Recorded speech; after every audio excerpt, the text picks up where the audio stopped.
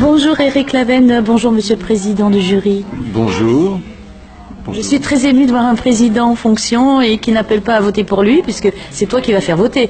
Voilà, je vais faire voter, je vais donner mon avis, mais je crois qu'en tant que président, j'ai qu'une voix comme chaque membre du jury, voilà. Mais je pousserai mon avis, mais je suis un président démocratique, donc je me fierai à la majorité. Mais tu as dit tout à l'heure que tu aimais argumenter.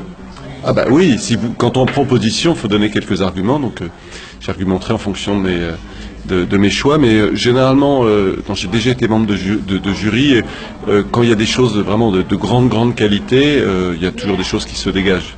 Oui, il y a un consensus quand même qui apparaît. Bon, on verra, mais enfin, ce qui est toujours difficile, c'est pas tant de choisir, c'est de devoir éliminer, parce que ceux qui n'ont pas de prix se sentent toujours un peu exclus, même s'ils ont fait du bon travail. Et là, quand je vois la liste des documentaires, je pense qu'il y a vraiment des choses de qualité, parce que le comité de sélection chaque année fait un super boulot. J'ai vu j'ai vu notamment le reportage qui a été primé l'année dernière, et c'était top. Et je crois que l'ensemble du palmarès, par exemple l'année dernière, était de très haute qualité. Oui, donc du coup, tu as fait tes devoirs à la maison, tu es allé voir un petit peu ce qui se faisait. Voilà, c'est ce qui est extraordinaire maintenant dans le monde numérique, c'est que on peut taper, on peut voir ce qu'on veut depuis chez soi. On peut découvrir le monde depuis chez soi, c'est quand même un privilège que les explorateurs avant n'avaient pas. Maintenant, nous, on connaît, on peut aussi bien voir un reportage sur les Inuits que sur la Polynésie en restant près de la porte de Saint-Cloud à Paris. Et tu as déjà vu la sélection dont tu as pris connaissance, une petite idée des thèmes qui pourraient te plaire davantage, ou tu vas arriver vierge comme ça? Alors, d'abord, je ne parlerai pas, parce que tous les thèmes sont intéressants, et moi, il n'y a aucun sujet qui ne m'intéresse pas. À partir du moment où c'est bien traité, où on arrive à mettre en empathie le spectateur, tout me plaît. Donc, je trouve qu'il y a un éclectisme qui est une vraie richesse, et donc encore une fois, je ne cherche pas à fuir, même si je ne donne pas mon avis pour l'instant sur chacun des films, mais j'ai vu les pitchs, les résumés des documentaires, et je les trouve tous vraiment tous super intéressants.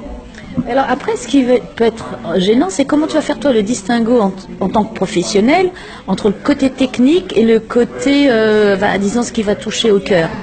Alors, moi, en tant que spectateur, j'essaye de me laisser aller. Pareil, quand je regarde des fictions, je n'essaie pas de me dire, tiens, ce plan-là est très réussi, quelle lumière. Il faut, je pense que il ne faut pas toujours tout analyser. C'est comme quand vous mangez un bon plat. Dès que vous commencez à tout vouloir dissocier, machin, vous n'avez plus ce plaisir-là. Donc surtout, moi, c'est pour ça que j'adore voir les films et les documentaires en salle, c'est qu'on est d'un seul coup, on ne va pas aller se lever pour aller prendre une bière dans le frigo ou partir aux toilettes. C'est qu'on est complètement en immersion totale. Et moi, je laisse le fait que je sois entre guillemets un professionnel du cinéma, je le laisse totalement de côté. C'est que je cherche juste, en tant que spectateur, à prendre du plaisir. Et je ne vais pas décortiquer la performance technique, notamment. Je vais laisser parler mon âme et mon cœur, le plaisir que j'ai pris ou que je n'ai pas pris. C'est ça qui guidera mon choix. Donc du lâcher prise. Oui, lâcher prise si on veut, c'est-à-dire que, pas lâcher prise, c'est un bien grand mot quand même, parce qu'on n'est pas en train de jouer sa vie, mais simplement, surtout, aucun a priori, et ne pas chercher la suranalyse. Je trouve que de temps en temps, il faut quand on veut tout décortiquer, quelque part, on perd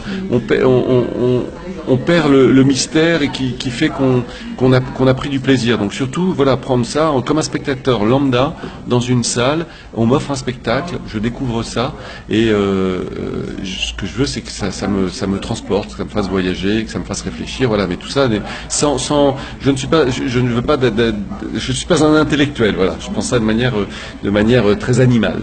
Et est-ce que tu auras le temps de découvrir un peu la Polynésie, si ce n'est déjà fait? Ah bah, plus que le temps, puisqu'en fait, c'est aussi l'intérêt de ce long voyage, c'est que en dehors du FIFO, je prolonge de 15 jours j'ai des amis qui viennent, et puis on a tout un programme où on va d'île en île, on va faire du bateau, je suis vraiment heureux de découvrir pas ce continent, parce que je vais en voir quand j'ai vu qu'il y avait 25 000 îles sur l'ensemble de l'Océanie. Mais si j'en découvre une dizaine, déjà, ce sera pas mal. Oui, parce que ne serait-ce qu'en Polynésie, il y en a 118. Ah non, c'est dingue, c'est dingue, c'est dingue. Quelle richesse. Voilà, je te vois déjà heureux. Bah ouais, je suis heureux de nature. Merci. Bon FIFO, merci Eric. Merci à vous, merci.